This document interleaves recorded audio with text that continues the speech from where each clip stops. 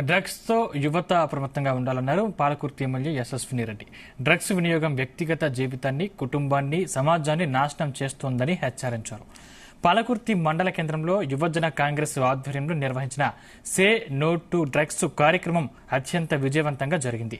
ఈ కార్యక్రమానికి ముఖ్య అతిథులుగా పాలకుర్తి ఎమ్మెల్యే యశస్విని రెడ్డి, నియోజకవర్గ ఇన్ఛార్జ్ హన్సి రాజేందర్ రెడ్డి పాల్గొన్నారు. డ్రగ్స్ పై వ్యామోహాన్ని యువత మానుకోవాలని సూచించారు. ఎమ్మెల్యే యశస్విని రెడ్డి నేతృత్వంలో విద్యార్థులు యువతతో కలిసి డ్రగ్స్ ను పూర్తిగా నిరాకరించాలి అనే నినాదం చేస్తూ ప్రతిజ్ఞ చేపించారు. కలిగే దుష్పరిణామాల గురించి సంపూర్ణ అవగాహన కలిగి ఉంది. నాతో పాటు ఏ ఒక్కరు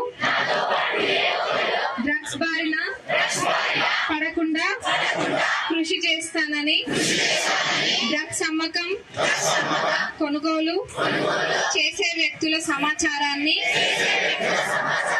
పోలీసుకు తెలియజేస్తానని, డ్రగ్ రహిత జీవన శైలిని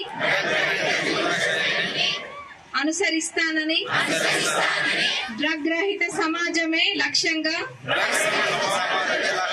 సాగుతున్న తెలంగాణ ప్రభుత్వ సంకల్పంలో భాగస్వామిని అవుతానని ప్రతిజ్ఞ చేస్తున్నాను. కలిగే